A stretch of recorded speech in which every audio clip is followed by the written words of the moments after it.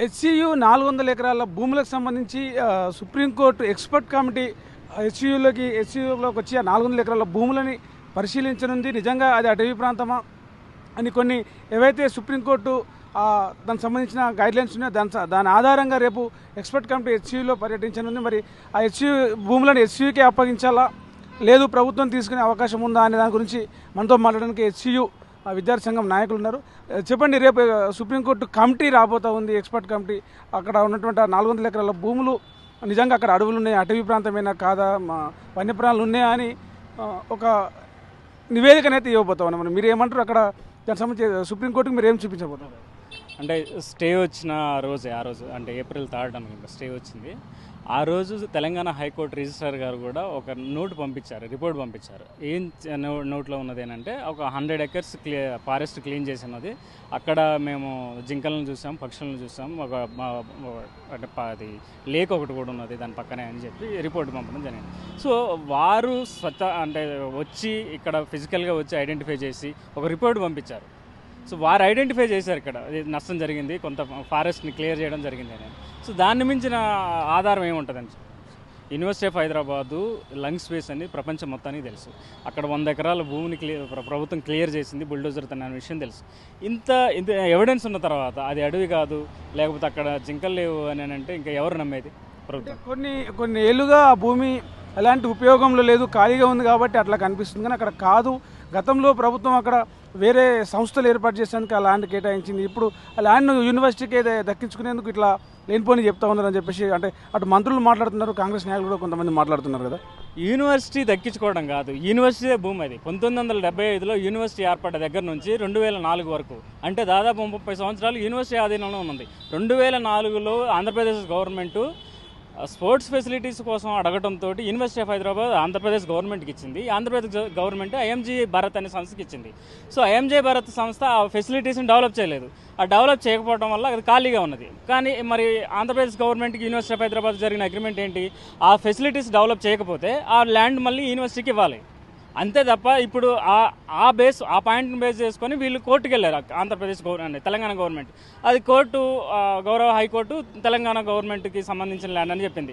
మరి Telangana government university of హైదరాబాద్తో చేసుకున్న అగ్రిమెంట్ని ఏం చేద్దాం? మరి అంటే ఆంధ్రప్రదేశ్ గవర్నమెంట్ చేసుకున్న అగ్రిమెంట్ ఏం చేద్దాం? ఆ అగ్రిమెంట్ ప్రకారం 400 ఎకరాలు యూనివర్సిటీకి ఇవ్వాలి కదా, ఎక్కడ ఇవ్వలేదు. దానికి యూనివర్సిటీకి సంబంధించిన భూమనే మేము మాట్లాడుతున్నాం, ఈ అగ్రిమెంట్నే మేము మాట్లాడేది. ఇందులో అబద్ధం ఏం లేదు. అగ్రిమెంట్కి సంబంధించిన అగ్రిమెంట్ వాళ్ళ దగ్గర ఉంది, మా దగ్గర ఉన్నది. ఆ అగ్రిమెంట్ని బయటపెట్టట్లేదు వాళ్ళు. సో ఇప్పుడు సుప్రీంకోర్టు రేపటి ఎక్స్పర్ట్ కమిటీ రాబోతుందో వాళ్ళు ఇక్కడ ఒక అడవి అని నిర్ధారించాలంటే ఒక ఎకరంలో ఇన్ని చెట్లు ఉండాలి, అది ఇన్ని ఏళ్ల బట్టి ఉండాలి, ఆ చెట్టు వయస్సు, అక్కడ ఉండే మొక్కలు అవన్నీ కూడా పరిగణలోకి తీసుకుపోతాం. నిజంగా అక్కడ కొన్ని ఏళ్ల పాటుగా ఉన్న చెట్లు ఉన్నాయి. దానికి ఎగ్జాంపుల్ ఏంటంటే 1900లో ఈ శేర్లింగంపల్లి రెవెన్యూ పరిధిలో ఉన్న భూములలో ఉన్న చింత చెట్లను లేకపోతే కుంకుడి చెట్లను వీటిని వేలం వేసేవారు. దానికి సంబంధించిన ఒక డాక్యుమెంట్ ఉంది. ఆ వేలం పాట ఏంటంటే ఈ యూనివర్సిటీలో అంటే చింత చెట్లు ఉన్నాయి, అడవి ఉంది, ఈ అడవిలో ఉన్న ఫలాలను ఏరుకోవడానికి అమ్ముకోవడానికి వేలం పాట వేసి వేరే ప్రైవేట్ వ్యక్తులకి ఇచ్చేవారు. ఎప్పుడైతే యూనివర్సిటీ స్థాపించబడదు 1975లో, అప్పటి నుంచి ఈ చెట్లన్నీ కూడా యూనివర్సిటీ ఆధీనంలోనే ఉన్నాయి. సో ఇది అంటే ఆల్మోస్ట్ 50 సంవత్సరాలు అయింది. ఇప్పుడు ఇక్కడ అడవి లేదు, ఏమి లేవు, జంతువులు లేవు అని అంటే దానికి మేము చెప్పేది ఇంకా మేమేమి అక్కడున్న మసూరు రాకింది తీసుకొచ్చి పెట్టలేదు, జింకలను తీసుకొచ్చి పెట్టలేదు, నెమలను తీసుకొచ్చి పెట్టలేదు. అది ఫస్ట్ నుంచి ఉన్నవి. అవి వాటి ప్లేస్లో యూనివర్సిటీ వచ్చింది. యూనివర్సిటీతో పాటు మా బయోడైవర్సిటీ డెవలప్ అయింది, అంతే. అది ఒక రకమైన ఎకోసిస్టమ్ డెవలప్ అయింది. దాన్ని ఇక్కడ అంటే తప్పుడు ప్రచారాలు చేస్తున్నారు. దాన్ని ఇప్పటికీ కూడా మేము కోరుకునేది అదే, యూనివర్సిటీ ఆఫ్ హైదరాబాద్ 100 ఎకరాలు మీరు క్లియర్ చేశారు. ఎక్స్పర్ట్ కమిటీ రేపు రాబోతుంది. ఎక్స్పర్ట్ కమిటీకి మీరు ఏం రిప్రజెంట్ చేయబోతున్నారు, ఏం సమర్పించబోతున్నారు? అది అటవీ భూమి, హెచ్సియు ల్యాండ్ అని చెప్పడానికి. సో మా దగ్గర కావాల్సిన ఎవిడెన్సెస్ ఉన్నాయి మాకు. అంటే మేము కూడా ఒక రిక్వెస్ట్ చేసాం ఆ కమిటీకి అంటే రిప్రజెంట్ చేయడానికి. సో వాళ్ళు ఆ కమిటీ యాక్సెప్ట్ చేస్తే మేము కూడా మా వాయిస్ని వినిపిస్తాం. ఇదే విషయం మీద మనతో మాట్లాడడానికి హెచ్సియు ఎలక్టర్ ప్రెసిడెంట్ ఉమేష్ అంబేద్కర్ ఉన్నాడు. చెప్పబోయే ఎట్లా రేపు ఎక్స్పర్ట్ కమిటీ రాబోతా ఉంది, మీరు ఏం చెప్పబోతా ఉన్నారు, ఏం నిరూపించబోతా ఉన్నారు కమిటీకి? ముందుగా యాక్చువల్గా మేము కూడా మెయిల్ పెట్టడం జరిగింది ఎక్స్పర్ట్ కమిటీకి, మమ్మల్ని స్టూడెంట్ యూనియన్ని అలాగే ఇక్కడ ఉన్న మెంబర్స్ని కొద్దిగా, ఎందుకంటే వైల్డ్ లైఫ్ ఫోటోగ్రాఫర్ ఇక్కడ జరిగిన నష్టాన్ని కొన్ని వీడియోలు అవన్నీ విజువల్స్ కూడా మాతో ప్రూఫ్లు ఉన్నాయి కాబట్టి అవన్నీ కూడా రిప్రజెంట్ చేసి వాళ్ళకి ఇవన్నీ కూడా క్లియర్గా మా స్టూడెంట్స్ తరఫున ఇక్కడ ఏమైతే జరిగాయో అన్నీ కూడా నివేదికలాగా ఒకటి ఇవ్వాలనుకుంటున్నాం. అది రేపు ఇక్కడ జరిగే సర్వేలో ఇక్కడ జరిగే దాంట్లో ఎక్స్పర్ట్ కమిటీ దాంట్లో అన్ని విషయాలన్నీ క్లియర్గా ఎక్స్ప్లెయిన్ చేయగలుగుతాం. ఏంటంటే ఇప్పుడు ఏఐ జనరేటెడ్ అనేసి మా మీద ఏవైతే వీడియోస్ రిలీజ్ చేసామో ఇవన్నీ కూడా చెప్తున్నారు కదా, వాళ్ళు క్లియర్గా మేము ఎక్స్ప్లెయిన్ చేస్తాం. ఇక్కడ ఎంత నష్టం జరిగింది, ఇక్కడ అసలు నిజంగా వన్యప్రాణులు ఉన్నాయా లేదా, ఇక్కడ లేక్స్ ఉన్నాయా లేదా, ఇవన్నీ వాళ్ళకి ఎక్స్పర్ట్ కమిటీకి మా విద్యార్థుల తరపున అలాగే యూనియన్ తరపున అన్నీ కూడా మేము చెప్పాలనేసి వాళ్ళకు నిన్న మెయిల్ పెట్టాము. వీళ్ళు expect positive reply from them. అంటే మొత్తానికే యూనివర్సిటీని ఇక్కడ నుంచి తరలించి ఉన్న ఈ 1600 ఎకరాలని కంప్లీట్గా ఎకో పార్క్ చేయాలని చెప్పేసి ఒక ప్రతిపాదన తీసుకొస్తా ఉంది గవర్నమెంట్. నిజంగా యూనివర్సిటీ ఇక్కడ నుంచి తరలిస్తే మీరు దానికి సమ్మతమేనా? చూడండి, మీరు గత నెల నుంచి చూసుకున్నట్లయితే 400 ఎకరాల భూమి కోసమే విద్యార్థులందరూ ఏకమై గొంతు ఓపెన్ చేసి ఉద్యమం చేయడం జరిగింది.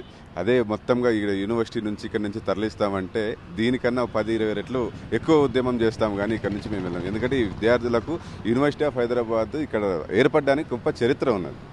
ఇక్కడ 1975 నుంచి కూడా ఇక్కడ 2300 ఎకర్స్ ల్యాండ్ ఇచ్చింది. ఏదంటే కాన్స్టిట్యూషన్ అమెండ్మెంట్తో ఇక్కడికి వచ్చింది. యూనివర్సిటీ ఆఫ్ హైదరాబాద్ ఇక్కడ ఫామ్ అయింది.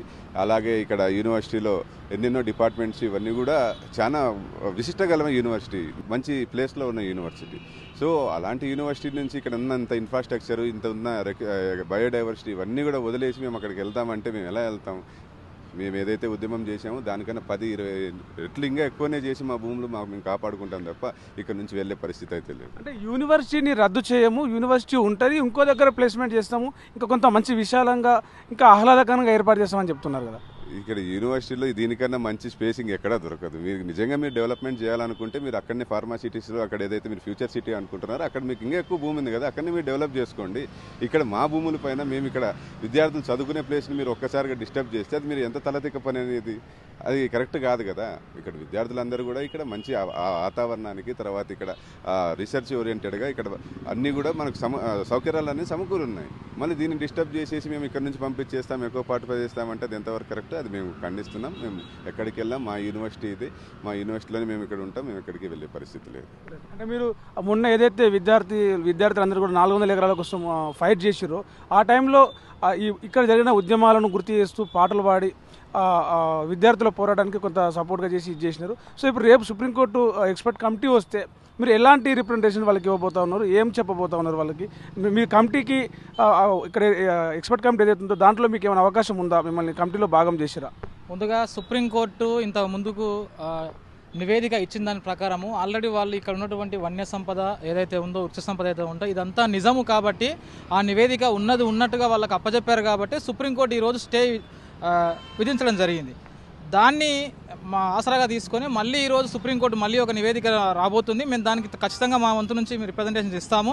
వాళ్ళు నేరుగా వచ్చి ఈ మా యూనివర్సిటీలో ఉన్నటువంటి వన్యప్రాణులు ఏవైతే ఉన్నాయో, జింకలు, మేకలు, జింకలు, నెమళ్ళు, తాబేళ్ళు, చాలా అరుదైనటువంటి చెట్లు, మెడిసినల్ ప్లాంట్లు ఏవైతే ఉన్నాయో ఇవన్నీ కూడా ప్రత్యక్షంగా వాళ్ళు చూసి యథావిధిగా ఈ 400 ఎకరాల భూమిలో ఏదైతే ఉందో వాళ్ళకి మేము ఏ విధంగా ఉందో వాళ్ళ దగ్గర నుండి మేము చూపించే ప్రయత్నం చేస్తాము. అదేవిధంగా సుప్రీంకోర్టు, హైకోర్టు ఇచ్చినటువంటి న్యాయస్థానాల మీద గౌరవం లేనటువంటి ముఖ్యమంత్రి రేవంత్ రెడ్డి గారు ఈరోజు ఇప్పటికి కూడా పోలీసు బందోబస్తును ఇప్పటికీ యూనివర్సిటీలో పెట్టడం కూడా ఇది ఒక దారుణమైనటువంటి చర్య. కాబట్టి మేము విజ్ఞప్తి చేస్తూ ఉన్నాం ముఖ్యమంత్రి రేవంత్ రెడ్డి గారికి, మీరు దయచేసి న్యాయస్థానాల మీద గౌరవం ఉంచి వెంటనే మీ యొక్క బలగాలను వెంబడి తీసుకెళ్లాలని మేము కోరుతా ఉన్నాం. ఒకవైపు అడ్మినిస్ట్రేషను, మరొక వైపు ప్రభుత్వం, ఈ రెండు కూడా విద్యార్థుల పట్ల నిజంగా సానుకూలంగా లేవనే విషయం మీకు మీడియా ముఖంగా మేము తెలియజేస్తూ ఉన్నాం. ఇప్పటికి కూడా మా అడ్మిన్ ఏదైతే ఉందో, వీసీ కానీ రిజిస్టర్ కానీ ఇప్పటికి కూడా సానుకూలంగా వాళ్ళు స్పందించట్లేదు, మాకు ఆ ల్యాండ్ డాక్యుమెంట్స్ ప్రాపర్గా ఇవ్వటం లేదు.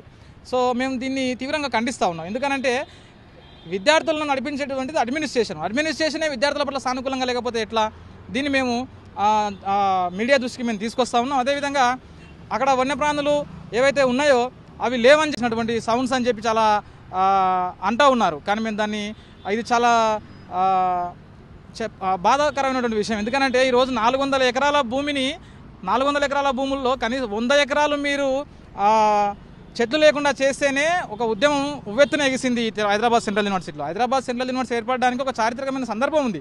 తెలంగాణ అమరవీరుల త్యాగాల పునాదుల మీద ఏర్పడినటువంటిది ఈ యూనివర్సిటీ కాబట్టి తెలంగాణ రాష్ట్రం దీన్ని కాపాడుకుంటుంది. తెలంగాణ పౌరులుగా తెలంగాణ సమాజానికి మేము రిప్రజెంటేటివ్గా మేము విద్యార్థులు ఉన్నాం కాబట్టి ఈ విద్యార్థులమంతా ఈ భూమిని కాపాడుకోవడానికి అవసరమైతే మా ప్రాణాలను తెగించైనా సరే మేము ఇక్కడ ఉండి ఈ భూమిని కాపాడుకునే ప్రయత్నం చేస్తామని చెప్పి మేము విజ్ఞప్తి చేస్తూ ఉన్నాం. అయితే ఏవైతే సుప్రీంకోర్టు వచ్చిందో దానికి ఖచ్చితంగా రిప్రజెంటేషన్లో భాగంగా మేము ఇస్తాము. అదేవిధంగా సుప్రీంకోర్టు ఇచ్చేటువంటి ఆ కమిటీలో ఖచ్చితంగా స్టూడెంట్ యూనియన్ కూడా మిళితం చేసుకోవాలని మేము కోరుతా ఉన్నాం. ఎందుకంటే కొంతమంది ప్రొఫెసర్లు ఏదైతే తీసుకుంటా అన్నారో అదేవిధంగా స్టూడెంట్ యూనియన్ తరపు నుంచి అదేవిధంగా వివిధ ఆర్గనైజేషన్ నుంచి మేము అందరం ఉన్నాం కాబట్టి మా అందరినీ కూడా అందులో భాగం చేస్తే మా బాధలు మా వ్యధలు ఇవన్నీ కూడా ప్రభుత్వానికి అటువైపు సుప్రీంకోర్టుకు మేము చెప్పుకునేటువంటి అవకాశం ఉంటుంది కాబట్టి మాకు దయచేసి అవకాశం ఇవ్వాల్సిందిగా మేము కోరుతా ఉన్నాం. మనతో పాటు మరో విద్యార్థి ఉన్నాడు. ఆయన కూడా మొన్న జరిగిన ఉద్యమంలో పాటలు పాడి ఇక్కడ ఒక రకమైన ఒక వాతావరణాన్ని ఇది ఉద్యమ వాతావరణాన్ని క్రియేట్ చేయడంలో ముందున్నాడు. మనతో మాట్లాడుతున్నారు. చెప్పండి, మీరు సుప్రీంకోర్టు ఎక్స్పర్ట్ కమిటీ వస్తే ఏం చెప్పబోతా ఉన్నారు? మీకు అవకాశం ఎలాంటి అవకాశం కావాలని కోరుతా ఉన్నారు? భూముల విషయానికి సంబంధించి ఎలాంటి కార్యక్రమం తీసుకుంటా ఉన్నారు? ముందుగా సుప్రీంకోర్టుకు తెలియజేసేది ఏంటంటే మా విద్యార్థుల తరఫున ఇక్కడ నిజాలు ఏంది తప్పకుండా తెలుసుకోవాలి వాళ్ళు వచ్చి. ఎందుకంటే ఇక్కడ ఏ జింకలు లేవు, నెమలు లేవు, అసలు బయోడైవర్సిటీ లేదు, చెట్లు లేవు అని బయట ప్రచారం, ఫేక్ ప్రచారం నడుస్తూ ఉంది.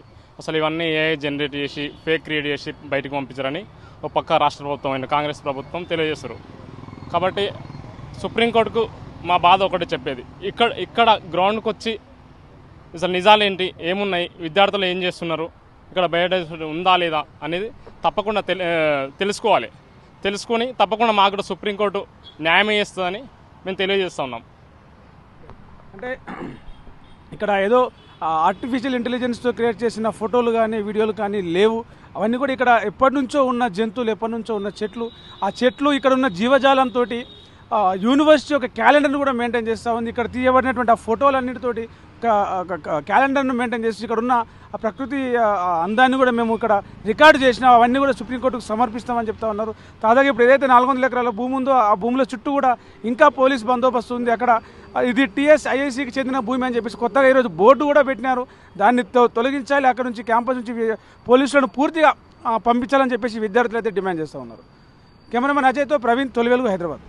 ప్రపంచంలో ఏ మూల ఏ క్షణం ఏం జరుగుతుందో వేగంగా తెలుసుకోవడానికి తొలి వెలుగు వాట్సాప్ ఛానల్ని ఫాలో చేయండి.